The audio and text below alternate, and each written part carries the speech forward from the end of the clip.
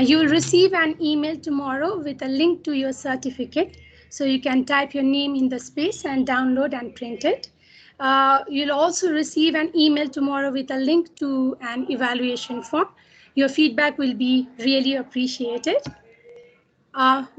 Before we start, we have some housekeeping rules. So if you are not the speaker, please keep yourself on mute. It is recommended that you switch off your videos during the presentations. Use the chat box in case you have any questions for the presenters, as Zoe has mentioned already. The major objectives of today's sessions are to be familiar with benefits of storytelling, to be able to get some tips on storytelling, and to be able to interact during storytelling session. Moving on. So, story. Story is a connected series of events told through words, written or spoken, imagery, still and moving, body language, performance, music, or any other form of communication. So what is storytelling? So may I request the participants to use their chat box and write down what do you think storytelling is. May I request you to quickly write down your opinion regarding storytelling in the chat box, please. What is storytelling? You can just write your view.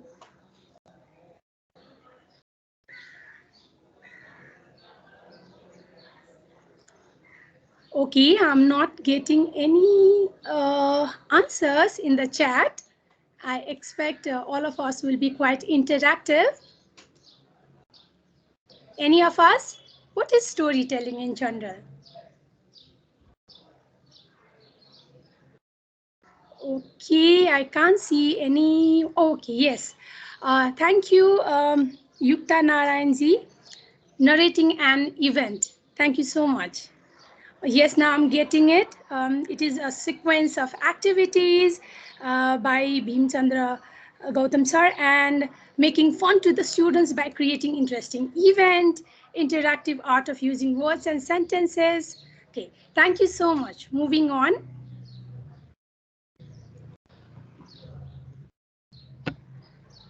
So I have this version of it. So storytelling is the art of using language, vocalization, physical movement, and gesture to reveal the elements and images of a story to the audience. Thank you so much who quickly participated in the first question. So there's another question in the upcoming part, and that's what are the benefits of storytelling? So what are the benefits of storytelling is our next question. May I request all the participants to give their opinion via chat, please? What are the benefits? Okay, so I can see the first one. There will be confident talking, making learning permanent and interesting, making the environment joyful with art and imagination. Yeah, I can read from Durga Devi ji. It creates an impact on listeners' mind. Deepak ji has written, it motivates the learners. And the next one here I can see is boost their skills. Yeah, I'm getting much more now. Now it's getting quite interactive. Thank you, everyone. So yes, I'm reading a couple of more. Yeah, Prakash has written to develop confidence, to develop imaginative skill, to listen and speak. Now I'm getting quite more. Thank you so much. So here I have the answers. We all are correct. Your thoughts and opinions are very appreciated. Here is a quote which is very close to my heart. Storytelling is the most powerful way to put ideas into the world. And some benefits among many, I have just shot out these. Instills virtues, values, fosters imagination, boosts listening skill. our participants have mentioned as well, increases cultural understanding, enhances communication and social skills, sharpens memory, develops passion for books, ignites curiosity, makes one experience the challenge of life. Okay, so that was it from my part right now. So now I'm going to hand it over to Hella, my co-presenter. Hella, over to you. Thanks very much, Basana. Thanks for your interesting part. Are you still sharing your screen? Yes, thanks. I'll talk to you in my part about my top tips for storytelling for teachers and how can you as teachers capture your students' attention. So my first top tip today is to make every part as an essential part in your story. So if you're telling a story, you've got one important element or one important message of the story. Make sure that all your storytelling or your story content serves this purpose. It drives your main message home.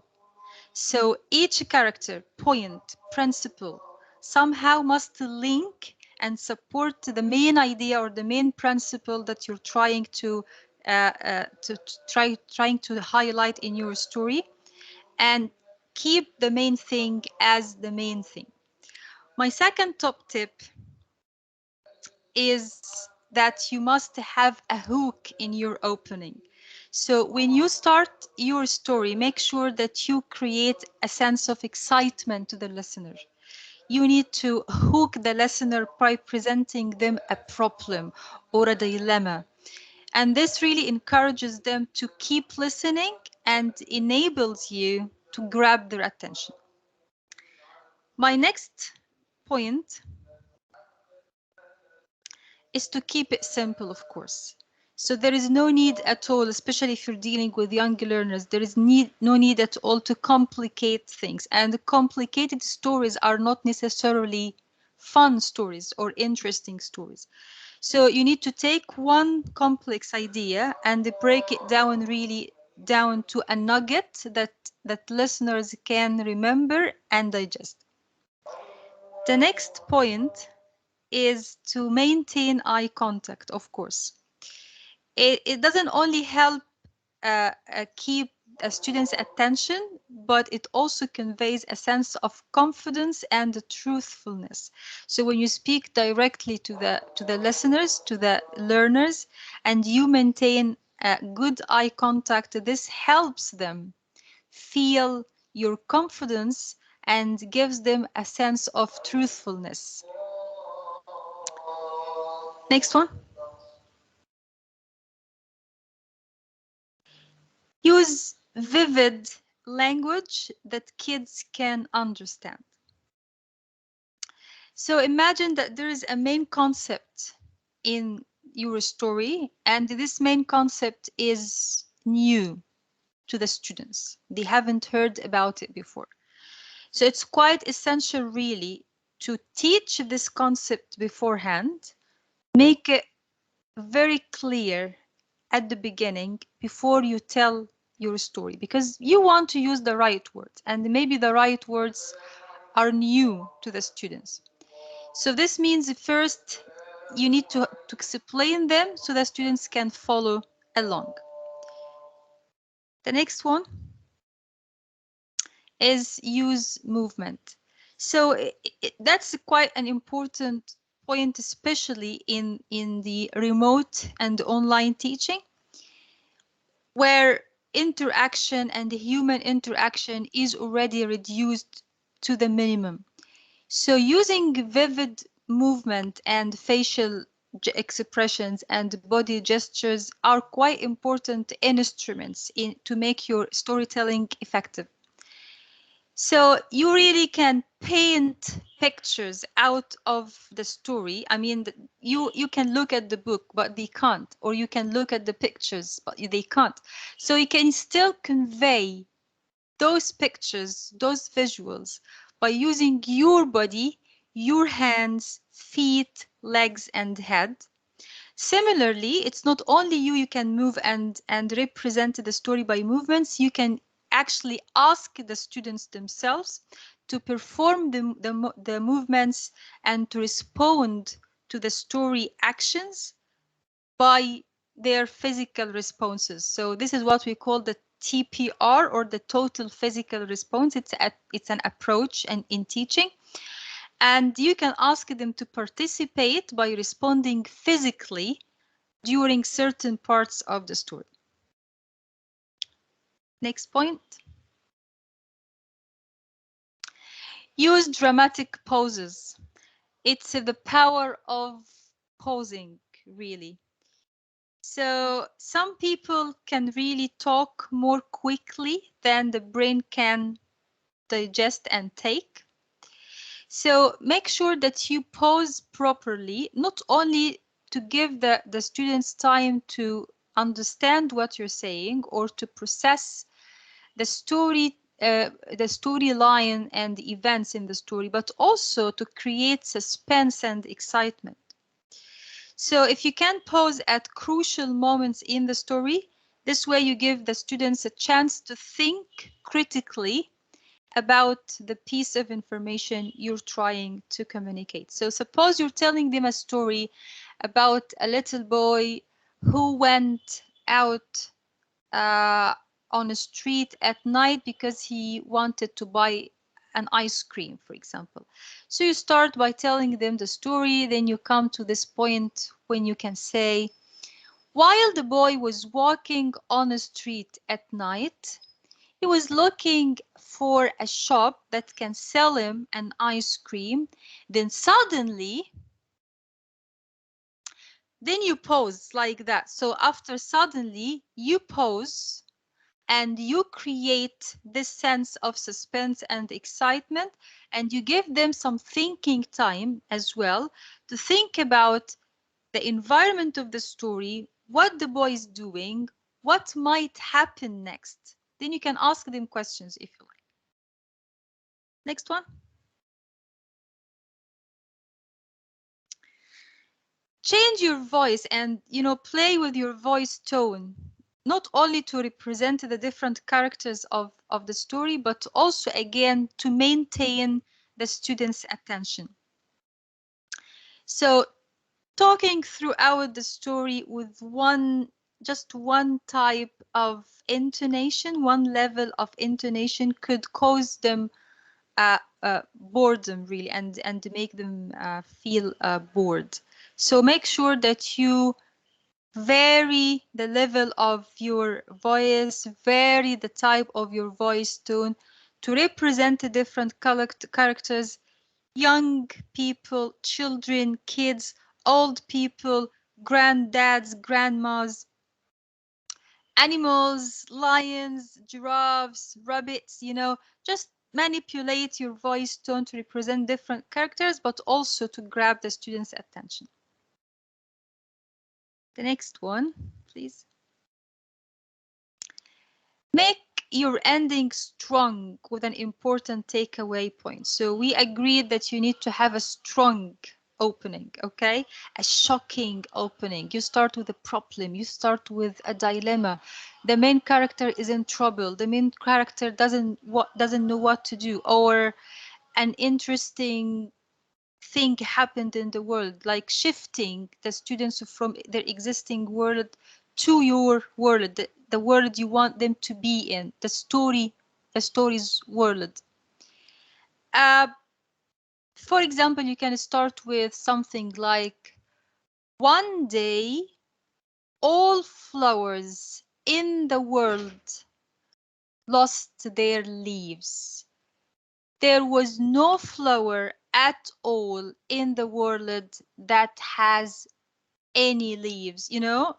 That's something, wow, like, okay, so how would they grow? So we have a problem now. So you create a sense of problem. Similarly, you need to end your story on a strong note. You have to have a strong closure to the story. It's whether an important point, an important principle, an important morale that you want to leave them with, a big lesson you want to leave them with. You need to put that at the end of your story. Next one.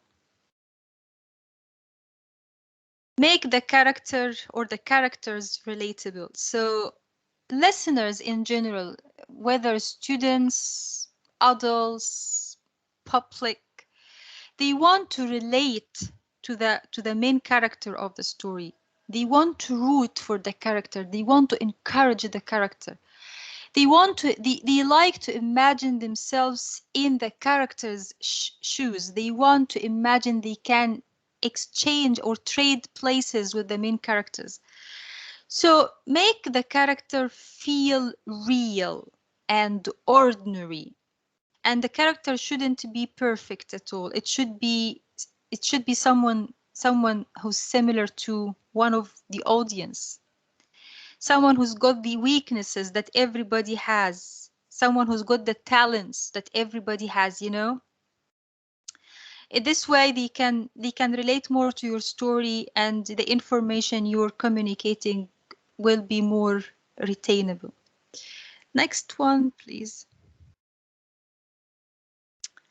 Appeal to their senses and follow a multi-sensory approach. So when you prepare your story, make sure that you activate as many senses as possible. You know, children, like all human beings, have got 5 senses. So make sure that the more you activate, the more your story activates the senses, the more memorable it becomes. Next one, please.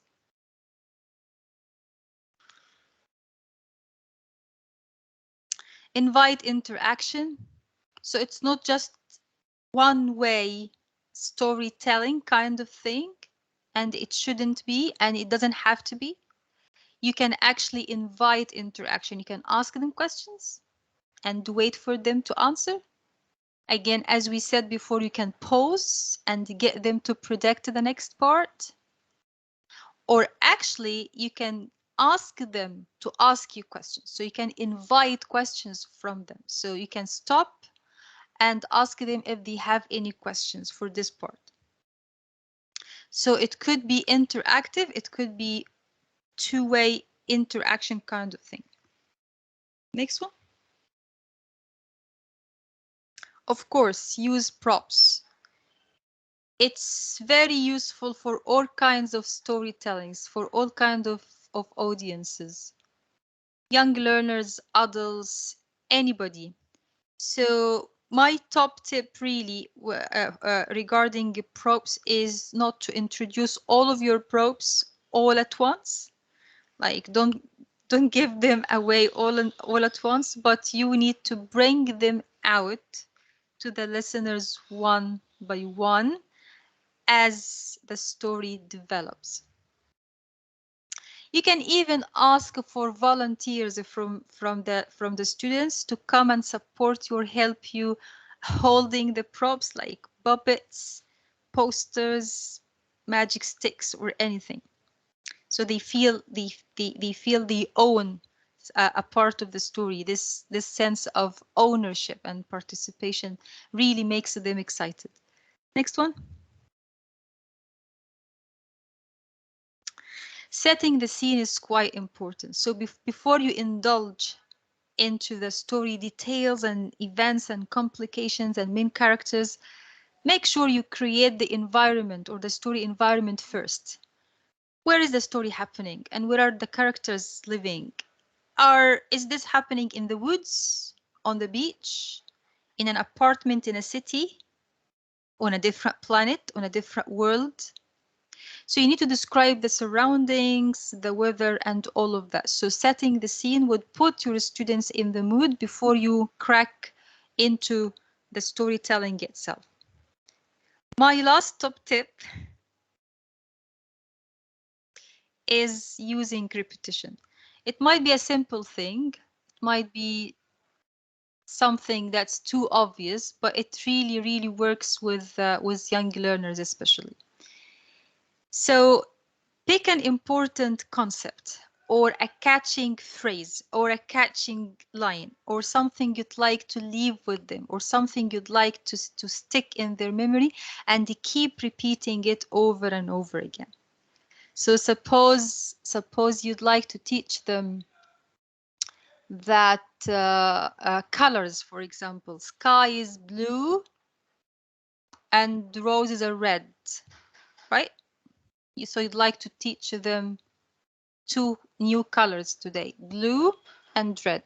So you can keep repeating this phrase throughout the story by saying the sky is blue, roses are red.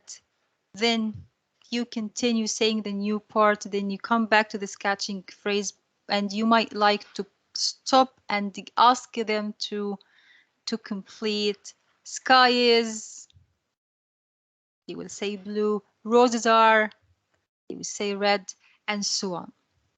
So these were my top tips for teachers who'd like to be effective storytellers and who'd like to capture their students' attention. Thank you very much. I'll hand over back to Obasana now. Thanks. Thank you, Hala. Thank you so much. So then I shall continue from here. So now it's part of, as Hela has given so many tips to us. So it's the time I will be using a strategy. I'm using DLTA strategy today to tell a story.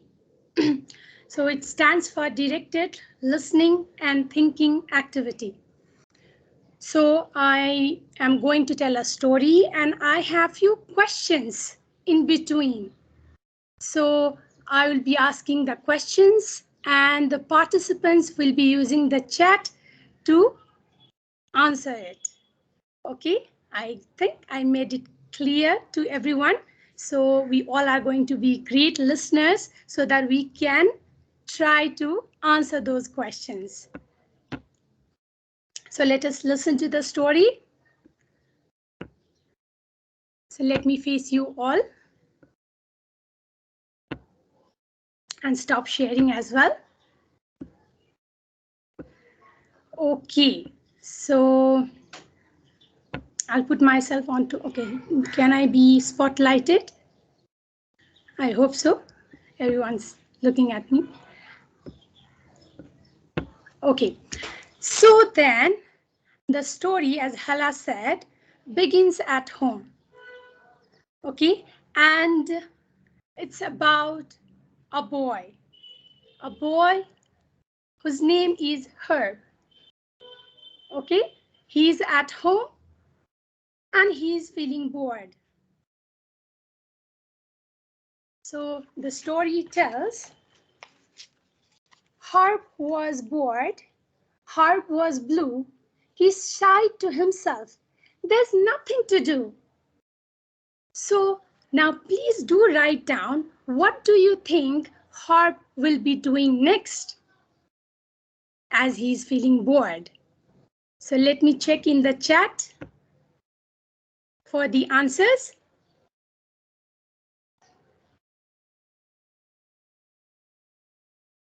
I'm waiting. Since Herb is bored and he thinks that he has nothing to do, so what do you think Herb would do?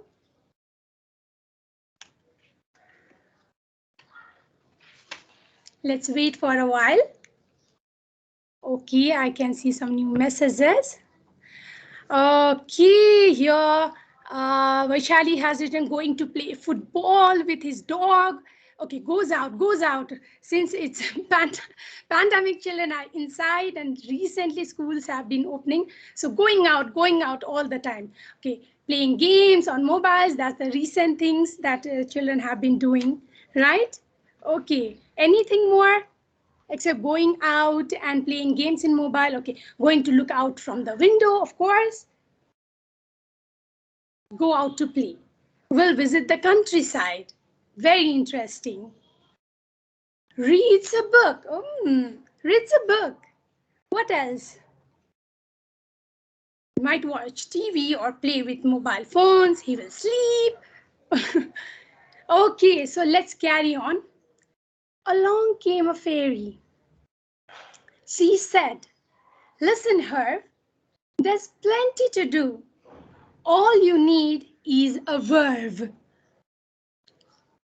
Then she opened her sack.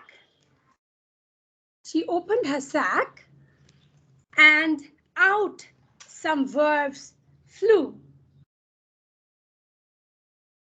The fairy said, "Pick one. Better pick more." The fairy was right. Herb could do anything now. He could run, he could jump, he could dance, he could sing, he could swing, hit, slide, score a home run, ride a bike, climb a tree, and juggle some fruits just for fun. He could learn magic. He could grow. He could shrink and pull the rabbit from a hat and disappear in a wink. He could read. He could write. He could dream. He could imagine, explore, swim, cook, paint, and much, much more. "Wow," said Herb. "Verbs are great. But I'm tired and it's late." Then Herb asked the fairy as she packed up her bag, "If I get bored again, will you come back?" Now please use the chat section and write down, what do you think the fairy will answer?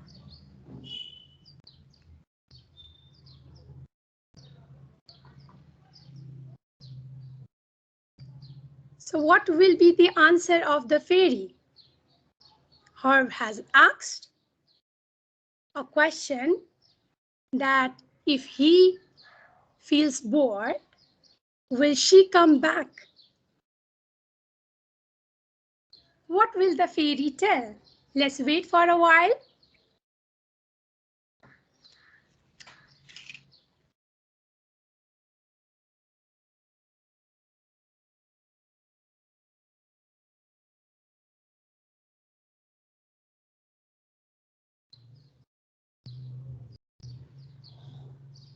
I think everyone's thinking of the answer. Maybe she said she'll come. Might be. Yes, if you become good and be patient. Okay, even the message is there. We could go out for a walk to be fresh. Okay, walk with fairy. That's lovely.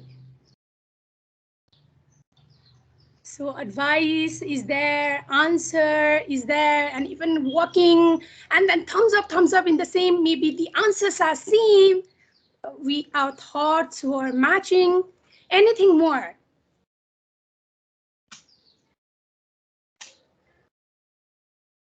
Anything more? Come on, everyone.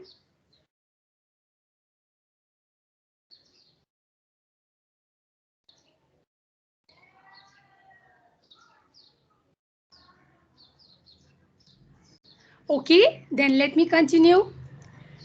The fairy tells to the answer of the boy by chuckling, "You don't need a fairy.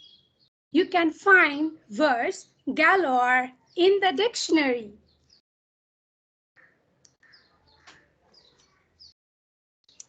So remember, next time you need a distraction, just think of some verbs and you'll be ready for the action.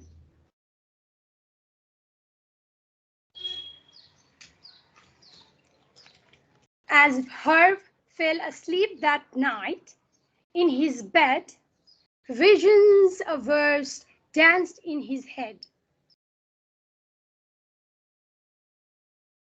So that was the end of the story.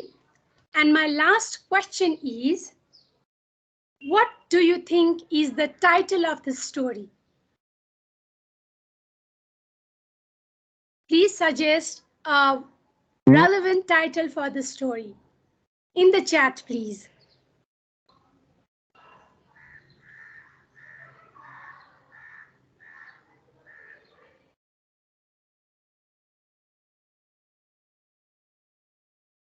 You have heard a story just now, a very short story. What do you think should be the title of the story?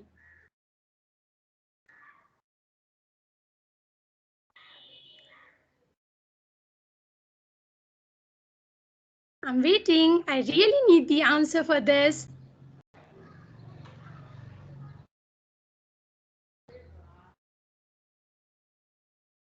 So we are taking some time to think.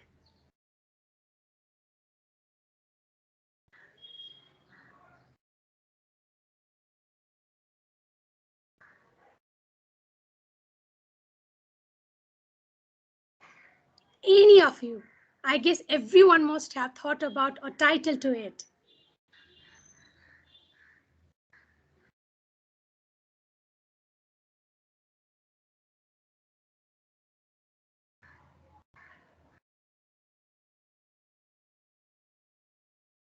Okay, I'm not getting any title.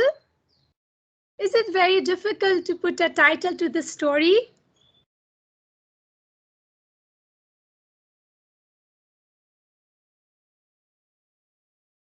Come on, all the participants. Let's be interactive.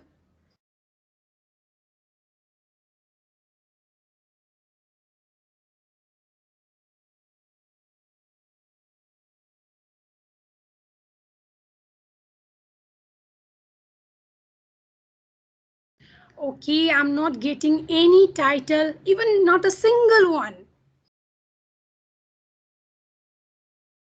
Had it been children of smaller age, maybe they'll come with so many of their ideas. Come on, everyone. Okay, I can see the hand being raised instead.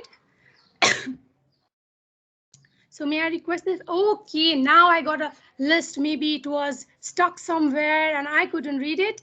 Fairy tales, leisure activities, okay, Galorb and his friends, activities to be fashion, verbs of action. When bored, think of a verb. Quite close to mine. Dictionary use, herbs and fairy. Now I'm getting so much and I'm so happy. Fairy and dictionary. The boring day, of course. It started with a problem, as Hella said. Started with a dilemma. So boring day. When bored, think of the bored, think of a verb. Okay, thank you everyone. Thank you everyone for maybe everyone was typing, so it took time for me to see. Thank you so much everyone for participating. So let me now reveal the title. The title of the story is A Verb for Herb. A verb for herb. So from today onwards, Herb was no more bored because of the verbs. Thank you, everyone. So that's it from my side.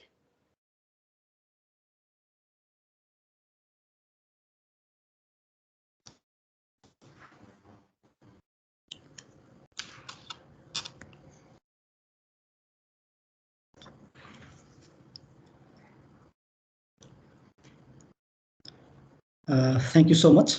Now let's move on to Q&A session. Thank you, Ms. Upasana Swester and Ms. Hela Ahmad for a wonderful presentation. I will take some of the questions of the participants to answer them. For this, I request to today's presenters, you can decide who's going to answer the questions. The first question is asked by Madan Kumar Mandal. The question goes like this: how can we maintain eye contact during online teaching in storytelling? I think Basana, if you, I'll make a start, and you can, of course, you can build on that. I think you can maintain eye contact by just looking directly at the camera, as I do now. Okay, so when you teach online, just keep looking at the camera, speak to the camera, look at the camera. This is how you maintain eye contact. And I'm sure Basana has got some other techniques. No, okay.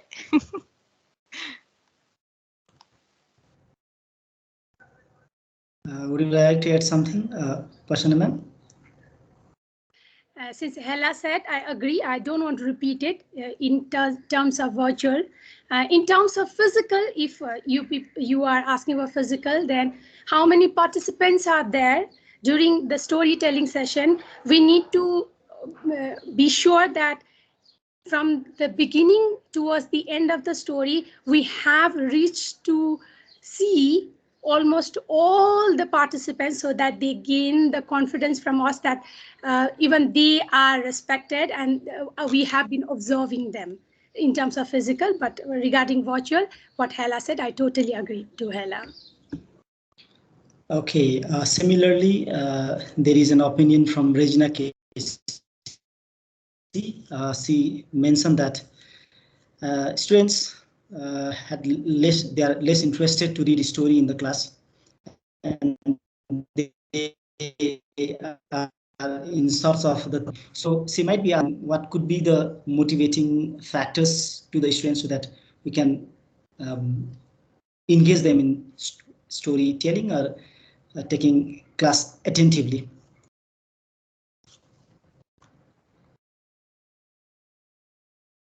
Would you like to go first for this one, Upasana? I can build on what you're going to say. Um, if I have not gone wrong with the question, our participants has asked is like how to generate interest. So Deepzi, that's what Yes, generate exactly. Yes. interest. So, yeah. Okay, if we have the idea of having the storytelling in only one way, that is to hold the book and then tell a story, then that might be quite monotonous after a time. So then variations are required. We also need to study what is the participants or students' interest on, like using props, maybe producing sound, what Hela has included in the tips, or so many settings, even changing the dress as a character and then telling. So that can be one of the areas. And I'll now leave up to Hela. Thanks. I think in addition to all of the tips we've shared with you guys today, you can follow some basic principles in maintaining the level of motivation of your learners. One, you need to make everything you're saying as personalized as possible. So the story title, the story content, the story theme, the problem, it has to be personalized. It has to speak to the students' regular lives, day-to-day lives. Okay, so they can be interested, they can share the concerns the main character has, and so on. Two, try to assign them roles in the story. Again, I'm going to recap on a point that I shared earlier. It's not just one way, a storytelling kind of thing. So try to assign them roles, try to ask them for opinion, try to ask them questions, try to get them to predict, okay? So they take part actually in the story you're telling, right? So they're not listening passively, or they're not listening just because they want to answer that question. No, they listen actively and they take part in the storytelling process somehow. Third, ask them to retell the story. So after you finish the story, give them the question, do the classwork, ask them to retell the story their own way. They can add their own techniques, they can add their own personal touches to it, and so on. So I think these three main principles would help you maintain the students' motivation.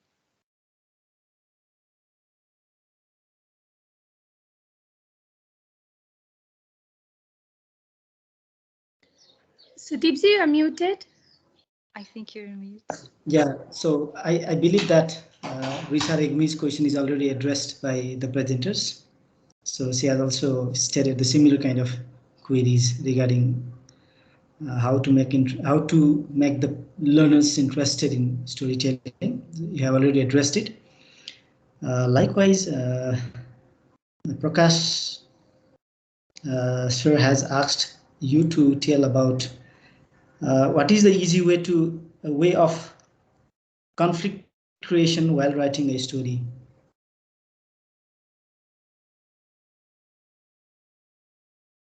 Can you say the question again, Sudip? Sorry. Would you please tell the easy way of conflict creation while writing a story? How to create conflict while writing a story? So, Creating conflict is simply by stating a problem, right? And making the solution look like hard to achieve, but not impossible. Okay. So something like, for example, Herb, the character from Obasana's story, wants to go to school, right? It's very important he goes to school.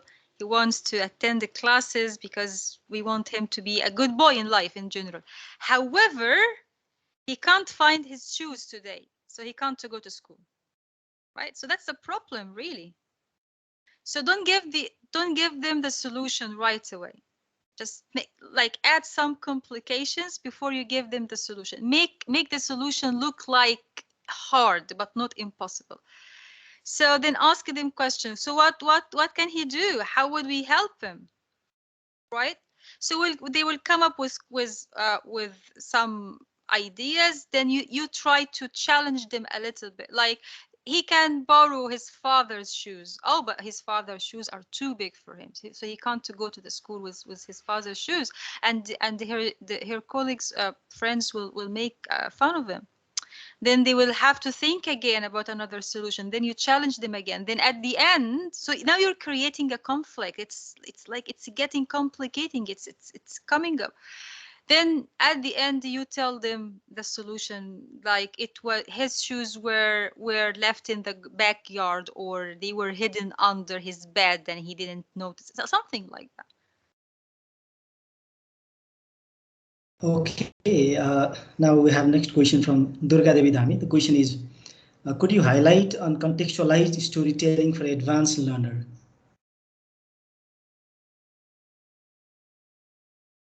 Contextualization in storytelling for advanced learner.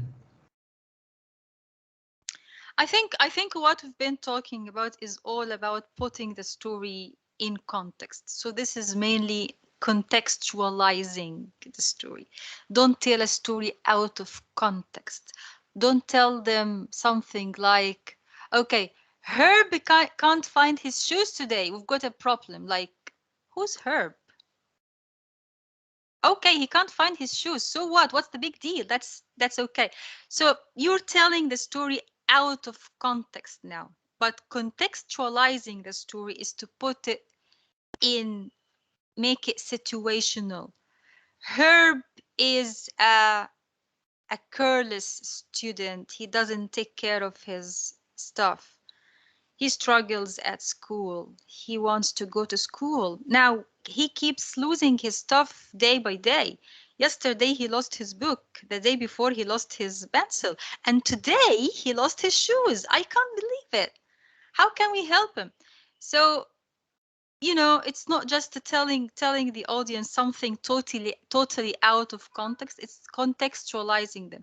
So the example of I'm giving now is perhaps is simple and suitable for younger learners, very young learners. It's at the problem at the level of somebody who can't find their shoes, but you can raise the level of challenge and the level of difficulty to advance the students, like for example, polar bears decided to go on a strike because the North Pole is melting down. So how can we support them? How can we improve this? If you were them, if you were a polar bear, what would you do? Or if you were somebody who cares about the environment, an environmentalist, for example, what would you do? If you're the minister of environmental issues in your country, what would you do? What could you do to the polar bears? You know, something like that. So it's putting it in context, raise and play with the level of challenge and difficulty according to the age group. That's what I can say, unless Upasana has got something else to add. Yes, exactly, Ella, as you have even shared the example. Yes, for contextualizing, we also need to think well about the setting, how we build up, where is the story taking place, and also about briefly telling about what type of character is it.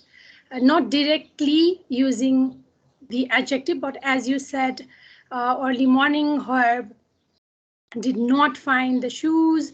He looked at the cupboard, maybe here and there. So then building up over there, um, which surrounds with the major character. That's all I want to add. Thank you. Okay, probably the last question, but very interesting to me as well. So the question is like this. So why main characters are focused at the end of the story? Very interesting question. Sorry, if I understand the question right, so deep. The question is why the main characters appear at the end of the story? Is that the Yeah, question? why I see. main characters are focused in the at the end of the story? Okay. Which story? Upasana story or generally speaking? Probably the general story. Okay, I'll leave this question for her then. So as we are telling about storytelling, and also we got some questions about story writing, so matching those both, what we would like to tell is, as Hela mentioned about the context, similarly I mentioned about the setting, also about the character and character there. So of course every story has one or two or the major roles, so around which the story takes place. Then it's quite obvious, in a simple way, it's quite obvious that towards the end, uh, also the story revolves around it. So that's a simple thing I want to tell. Hela, would you like to add something more? I'd like just to make our audience aware today that stories can have different types of timelines, really. So in some stories, main characters appear at the beginning. In some stories, they appear gradually throughout the story, and some stories they appear at the end. It depends where the climax is, and the climax is the peak where events get really tense and complicated in the story, when the audience really get excited or stressed. It depends on the type of the story. So some story writers save the main climax or like the peak of the events towards the end of the story, just to keep them on their toes and to maintain their attention. So it really depends on what type of story you're writing or you're telling. Okay, probably now we are at the end of today's webinar. I would like to thank all the participants for your active participation, and I would like to thank Mr. Vikas Rimal National Program Coordinator at NELTA, for collecting the participants' questions. And we are very grateful to today's presenters, Ms. Upasana Swester and Ms. Hela Abod, for your insightful presentation with storytelling skills and techniques. And I also would like to thank British Council for the collaborative webinars. And the recordings of the webinar and certificate of participation will be sent to your mail within a couple of days. Thank you. Stay safe, stay connected. Have a good time. Thanks very much. Thank you, everyone. Thanks. Bye-bye.